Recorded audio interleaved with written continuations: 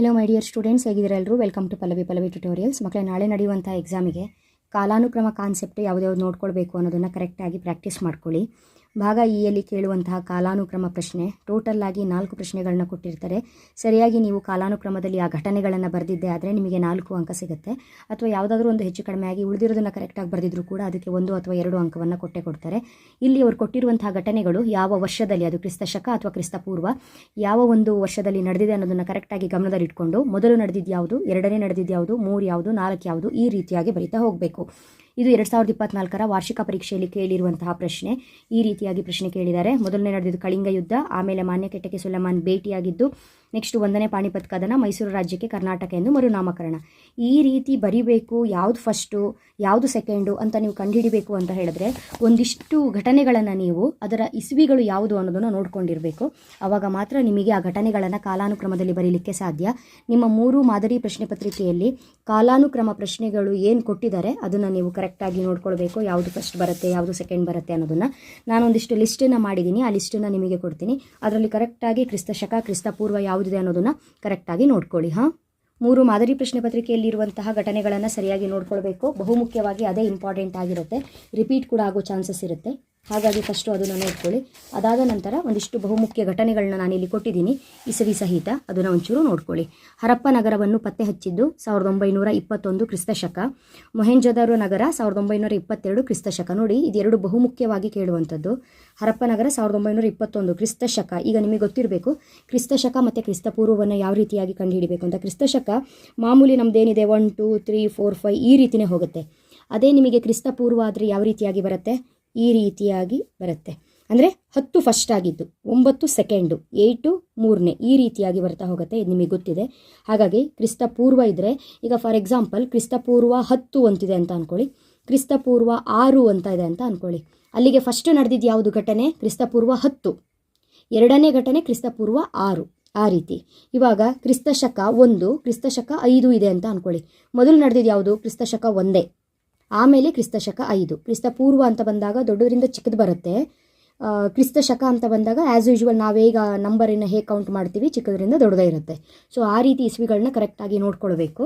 ಈಗ ಕ್ರಿಸ್ತ ಪೂರ್ವ 250, ಕ್ರಿಸ್ತ ಪೂರ್ವ 320 ಇದೆ ಅಂತ ಅಂದ್ಕೊಳ್ಳಿ. ಇದರಲ್ಲಿ ಫಸ್ಟ್ ನಡೆದಿರುವಂಥದ್ದು ಯಾವುದು ಘಟನೆ, ಕ್ರಿಸ್ತ ಪೂರ್ವ 320 ಫಸ್ಟ್ ನಡೆದಿರೋದು. ಎರಡನೇ ನಡೆದಿರೋದು ಕ್ರಿಸ್ತ ಪೂರ್ವ 250. ಕಾರಣ ಇಳಿಕೆ ಕ್ರಮದಲ್ಲಿ ಬರುತ್ತೆ. ಕ್ರಿಸ್ತ ಪೂರ್ವ ಇಳಿಕೆ ಕ್ರಮದಲ್ಲಿ ಬರುತ್ತೆ, ಕ್ರಿಸ್ತ ಶಕ ಏರಿಕೆ ಕ್ರಮದಲ್ಲಿ ಇರುತ್ತೆ. ಇದು ನಿಮಗೆ ಗೊತ್ತಿರಬೇಕು. ಹರಪ್ಪ ನಗರವನ್ನು ಪತ್ತೆ ಹಚ್ಚಿದ್ದು 1921ರಲ್ಲಿ ಕ್ರಿಸ್ತ ಶಕ. ಮೊಹೆಂಜೊದಾರೋ ನಗರ 1922 ಕ್ರಿಸ್ತ ಶಕ.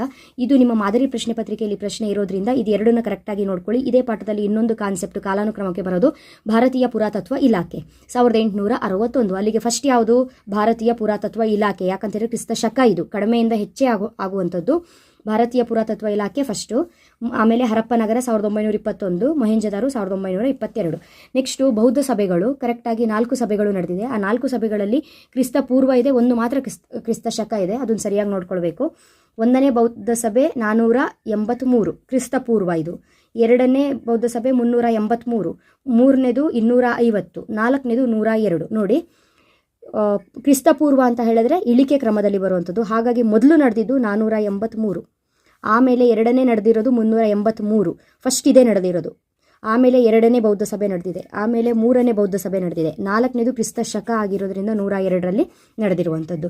102 ಬರೋದು 250 ಕ್ರಿಸ್ತ ಪೂರ್ವ ಮುಗಿದ ನಂತರ, ಮತ್ತು 249, 248 ಹೀಗೆ ಬಂದು ಮತ್ತೆ 1ರಿಂದ ಶುರುವಾಗಿ ಮತ್ತೆ 102ನೇ ವರ್ಷದಲ್ಲಿ ನಡೆದಿರುವಂಥದ್ದು. ಓಕೆನಾ. ನೆಕ್ಸ್ಟು ಮುಂದಿನ ಒಂದಿಷ್ಟು ಘಟನೆಗಳು, ಇಂಪಾರ್ಟೆಂಟ್ ಘಟನೆಗಳು. ಗೌತಮಿ ಪುತ್ರ ಶಾತಕರ್ಣಿ 106ರಿಂದ 130 ಕ್ರಿಸ್ತ ಶಕ.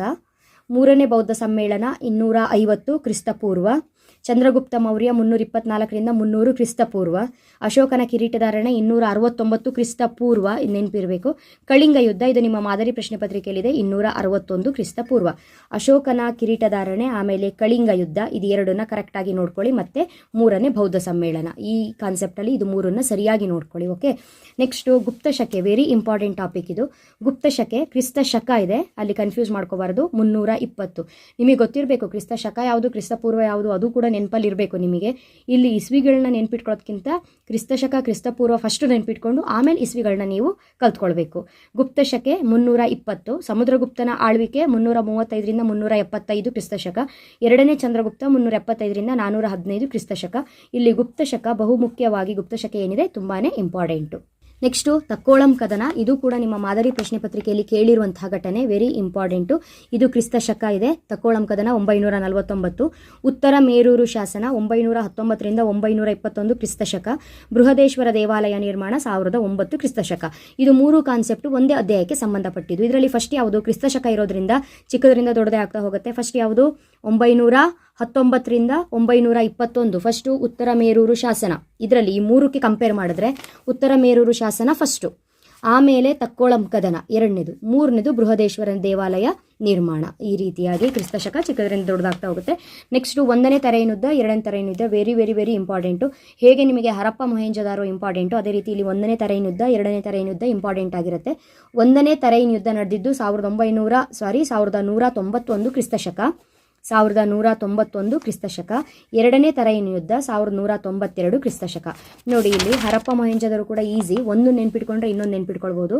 ಹರಪ್ಪ 1921 1922, ಹರಪ್ಪ ಆದ್ರ ಮೇಲೆ ಮೊಹೆಂಜದಾರೋ. ಓಕೆನಾ. ನೆಕ್ಸ್ಟ್ ಇಲ್ಲಿ 1ನೇ ತರೈನ ಯುದ್ಧ ಫಸ್ಟು 1191, 2ನೇ ತರೈನ ಯುದ್ಧ 1192. ಇದೆರಡರಲ್ಲಿ ಒಂದನ್ನು ಕೇಳುವಂಥ ಚಾನ್ಸಸ್ ಇದೆ. ಈ 1191 192 ಹಿಂದೆ ಮುಂದೆ ಏನಾದರೂ ಕೊಟ್ಟಿದ್ರೆ ಅದು ಕರೆಕ್ಟಾಗಿ ನೀವು ಘಟನೆಗಳನ್ನು ಕಾಲಾನುಕ್ರಮದಲ್ಲಿ ಬರಿಬೇಕು. ನೆಕ್ಸ್ಟು ಕೈಲಾಸನಾಥ ದೇವಾಲಯ ಕ್ರಿಸ್ತ ಶಕ 770. ಸುಲೇಮಾನ್ ಮಾನ್ಯಕೆಟ್ಟಕ್ಕೆ ಭೇಟಿ ನೀಡಿದ್ದು ಕ್ರಿಸ್ತ ಶಕ 851. ಇದು ವೆರಿ ಇಂಪಾರ್ಟೆಂಟು, ಹೋದ ವರ್ಷ ಆ್ಯನ್ಯುವಲ್ ಎಕ್ಸಾಮಲ್ಲಿ ಕೇಳಿದ್ರು, ಕರೆಕ್ಟಾಗಿ ನೋಡ್ಕೋಬೇಕು. ಸುಲೇಮಾನ್ ಮಾನ್ಯಕೆಟ್ಟಕ್ಕೆ ಭೇಟಿ ಕ್ರಿಸ್ತ ಶಕ 851. ಶಿವಾಜಿಯ ಕಿರೀಟಧಾರಣೆ 1674 ಕ್ರಿಸ್ತ ಶಕ. ನೆಕ್ಸ್ಟು ಮದರಸವನ್ನು ಬೀದರ್ನಲ್ಲಿ ಸ್ಥಾಪನೆ ಮಾಡಿದ್ದು 1472 ಕ್ರಿಸ್ತ ಶಕ. ಗೋಳಗುಮ್ಮಟ 1656 ಕ್ರಿಸ್ತ ಶಕ. ನೋಡಿ ಇಲ್ಲಿವಾಗ ಇದು 3ಕ್ಕೆ ನಾವು ಕಂಪ್ಯಾರಿಸನ್ ಮಾಡಿ ನೋಡೋಣ. ಇದು 3ರಲ್ಲಿ ಫಸ್ಟ್ ಆಗಿದ್ದು ಯಾವುದು 1472 ಮದರಸ ಸ್ಥಾಪನೆ ಫಸ್ಟು. ಎರಡನೇದು ಗೋಳಗುಮ್ಮಟ 1656. ಆಮೇಲೆ 1674ರಲ್ಲಿ ಶಿವಾಜಿಯ ಕಿರೀಟಧಾರಣೆ. ಈ ರೀತಿಯಾಗಿ ನೀವು ಇದು ಮಾಡಬೇಕು.